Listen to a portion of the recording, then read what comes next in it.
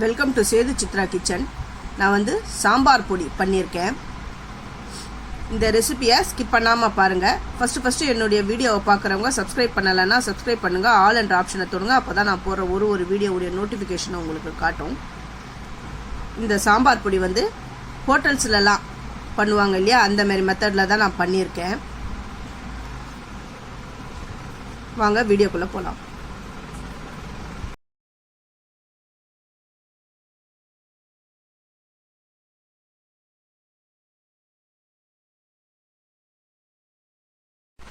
சாம்பார் பொடிக்கு தேவையான பொருட்கள்: தனியா வந்து ஒரு கப்பு எடுத்திருக்கேன். மிளகாய் ஒரு 15, பூண்டு ஒரு 10 பல்லு, கருவேப்பிலை ஒரு கைப்பிடி எடுத்திருக்கேன். ஜீரகம், மிளகு, இது வந்து வெந்தயம், பட்டை, சுருள் பட்டை எடுத்திருக்கேன். கடலைப்பருப்பு.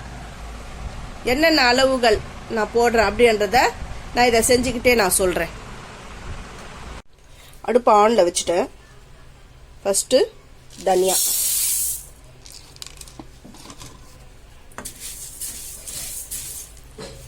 தனியா வந்து நான் ஒரு 2 கப்பு நான் சேர்த்தேன்.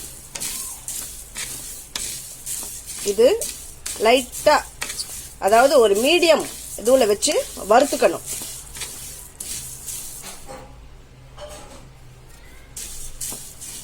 இது கூட ஒரு 15 நம்பர் காஞ்ச மிளகாய் சேர்த்து வறுக்கிறேன்.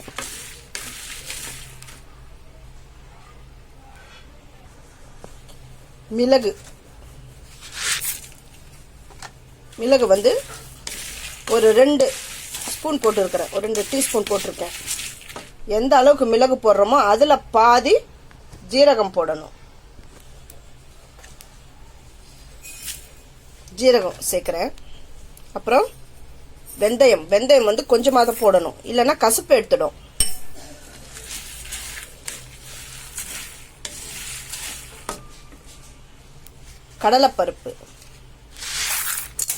கடலைப்பருப்பு ஒரு கைப்பிடி.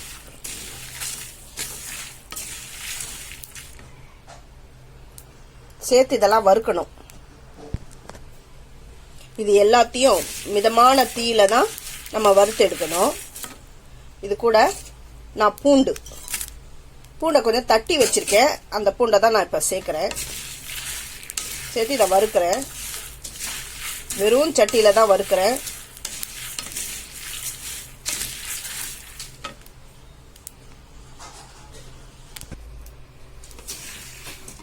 இது கூட அப்படியே கருவேப்பிலை ஒரு கொத்து கருவேப்பிலை நான் சேர்க்கிறேன். அப்புறம் அடுத்தது லாஸ்ட் வந்து சுருள் பட்டை, அது ஒரு இன்ச்சு. எல்லாமே கொஞ்சம் நல்லா வறுபட்ட உடனே இதை நல்லா ஆற விடணும். நல்லா ஆற விட்டுருக்கேன். இது நல்லா ஆறின உடனே நான் மிக்சியில் பொடி பண்ணிடுவேன். சாம்பார் பொடி பண்ணுறதுக்கு இந்த இன்க்ரீடியன்ட்ஸ்லாம் நல்லா ஆறிடுது. இப்போ இதை ஒரு மிக்சி ஜாரில் சேர்க்குறேன். மிக்சி ஜாரில் நான் சேர்த்துட்டேன். இதை வந்து நான் பொடி பண்ணி எடுத்துகிட்டு வரேன். அரைச்சின்னு வந்துட்டேன். சாம்பார் பொடி ரெடி ஆகிடுது. இந்த ரெசிபி உங்களுக்கு பிடிச்சிருந்தா என்னுடைய சேனலுக்கு லைக் பண்ணுங்கள், ஷேர் பண்ணுங்கள், சப்ஸ்கிரைப் பண்ணுங்கள். தேங்க்யூ.